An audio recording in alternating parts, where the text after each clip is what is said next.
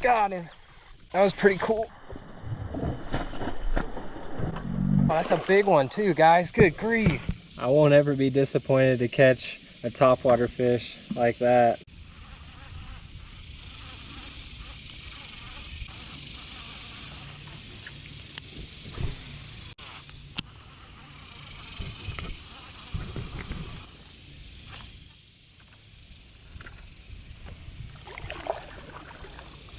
Oh. Yep, one came up and got it off of the limb. That was cool. I got snagged on that limb, guys, and when it popped off, that fish hit it. That happens to me quite a bit with rocks. Not so much on brush, but that doesn't surprise me. It's a dark one, man. He lives under that stick. Y'all, we have a hot summer night. This is one of my favorite stretches to run in the summertime. I'm gonna do some power fishing tonight, guys. That is a 6 cents Swank 66X. It's actually a 1/2 ounce L-bill style crankbait. It's got a really loud rattle in it. That Sioux Legend is almost more of a hybrid conventional rod. It can throw baits up to 15 grams or a 1/2 ounce, so I'm kind of maxing it out, but it is whipping it around just fine. I got it on an 8-pound mono and a Sioux Hurricane. Nice little starter fish for us on that tree limb. That right there, guys, is one of my favorite summer crankbaits. Really loud rattle in it, aggressive side-to-side wobble, and it comes through cover even better than a square bow, honestly. And this is more of a finesse, conventional size bait, guys. Not necessarily a bait finesse crankbait, but I used to love throwing this thing, and I like tying it on every now and then. Y'all, and I only have 3 baits tied on. I have the crankbait tied on, I've got a topwater, and I have a jig. So the jig's gonna get fished more in the flat water. I'm gonna fish the crankbait in the water that has a ripple on it, and then I'm gonna reserve the topwater for as it starts to get low light. Goal today is to try to catch a bass over 20 inches. Hopefully we can get it done.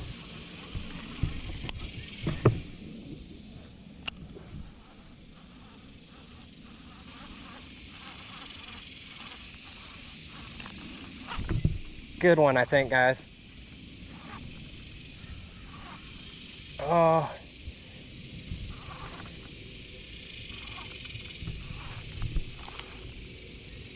That sucks. Just had one on, guys. It must have been right by another piece of brush. Hooked it and wrapped me around a limb or something. I couldn't move him. And I didn't want to lose him, so I was trying to keep pressure. He popped it. Dang it, dang it.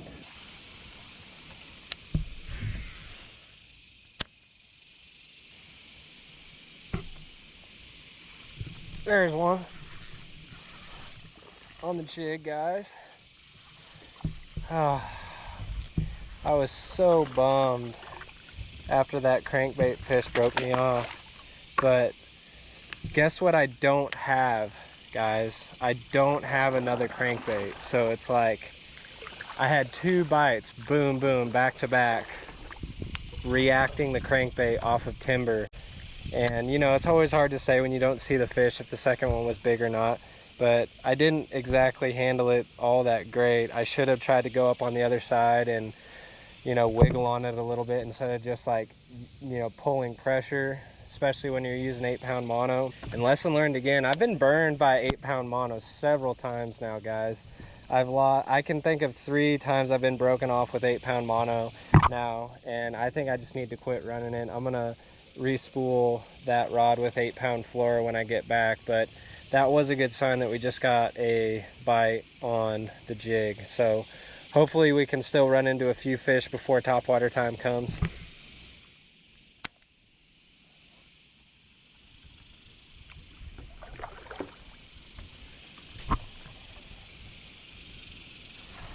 There's one. Yes, sir. He's a little better than the one we just lost. He was messing with it. Nice little spotted bass for here. Man, normally spots just ransack it, but he kind of fiddled around with it. There we go. I've had 4 fish on. I've landed 2. That's 2 pretty close together bites on the jig. So like I said, hopefully we can still catch quite a few fish on the EVO Jig. And I got a new trailer that I'm trying out. That is a 3-inch Rage Tail baby bug. It's not a craw, it's more of a bug style trailer. There's a nice little spotted bass.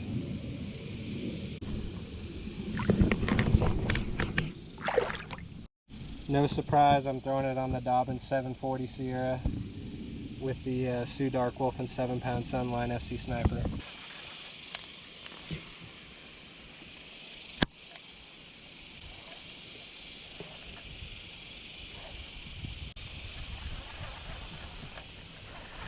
There's one. Golly. They're not eating it too good. Like you saw, he hit it on the move too. That was just a little spotted bass, so that doesn't surprise me.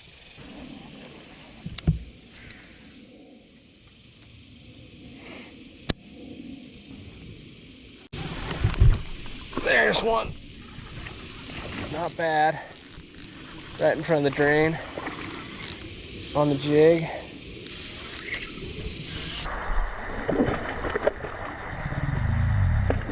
Coming alive. Guys, I had full intentions of getting a big one on that crankbait, and I honestly might have done it, and he just broke me off, but that's a pretty good fish too. That EVO Jig, man, that has been the bait of the summer so far by a long shot. There's the third bass we put on the board this evening, guys. We've only got about 2.5 hours to fish tonight, so hopefully, like I said, we can find that 20-inch bass. And I hope that one on the crankbait was not the only shot we're gonna get at a bigger one. I have no idea if it was big or not. It could have been a bass this size that took that crankbait into the limb, and I just still couldn't get it free. But you'll never know, and you never get to see them. And that's one of the harder parts of fishing, is like, you just never know what you lost.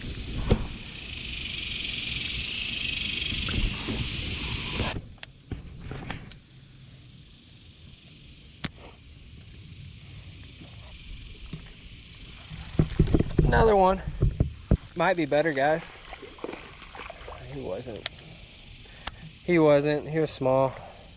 Still didn't eat it very well.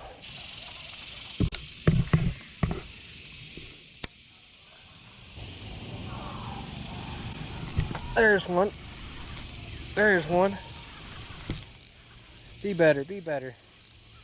Be better. A little bit better. He's on the right track. There we go. Nice sized bass. I'm fishing this pool real careful.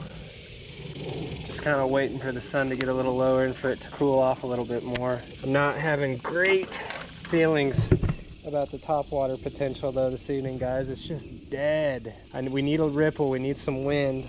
Otherwise I might put a frog on and see if they'll eat a very subtle frog presentation. There's another river largie on that EVO Jig and baby rage bug combo. That one was still about 5 inches shy of what the goldfish is today, so we got some work to do before the night's over.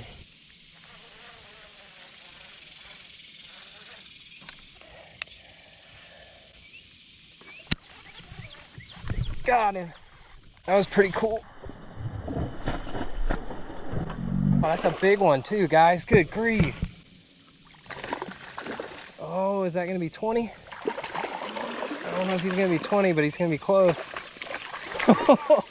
Right by the current. That was awesome. I tried the pompadour. I tried a walking bait and nothing. I will take him. It's kind of been another tough trip, guys. I'll show you the baits that I was throwing before I had to just desperation put the Whopper 60 on. I won't ever be disappointed to catch a topwater fish like that, especially on Finesse, man. That was fun. I have that Whopper Plopper 60 on an 8-pound mono leader just to provide some extra give for those trebles and not straight braid. Got it on my Sioux fox hunting rod and a Sioux Dark Wool 10-pound braid to 8-pound mono.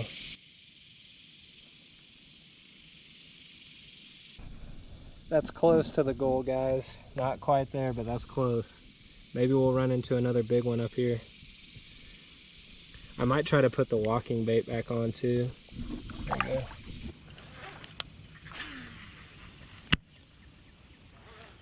There's one. There we go, guys. Another one before dusk.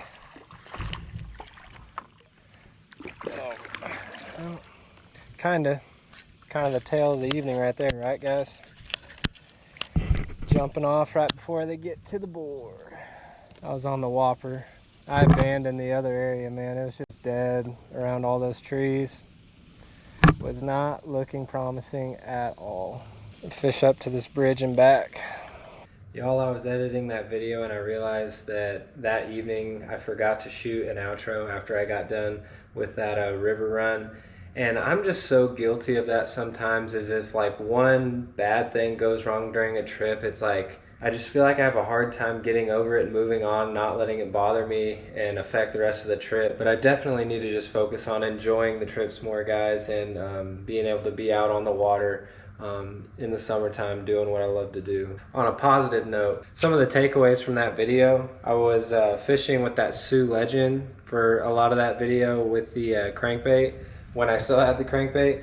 And it's a very versatile rod in that it has a huge range on what it's rated for with weight, 3 grams to 15 grams.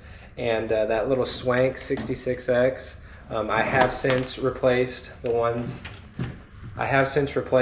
that I lost. That thing is a Finesse conventional crank, guys, and it is a 1/2 ounce or 15 grams. It maxes out that Legend rod, but you guys just saw I throw it on my Dobbins 700 even sometimes. If it's a treble bait and you really don't have to set the hook that hard and it's not really heavy, you can get away with throwing some conventional baits on your bait finesse rods, guys, and it won't break them. I've done it a lot, especially in the summertime. And looking back on that trip, guys, I did have the opportunity to land a ton of fish. They were almost just short striking everything. I had to like get it hung on brush for them to hit the crankbait. They were kind of short striking the jig, and they were definitely being very funky with that little Whopper Plopper 60. I had like 3 bites and just that one big one that really whopped it and ate it right as I put it in front of a little current seam coming through.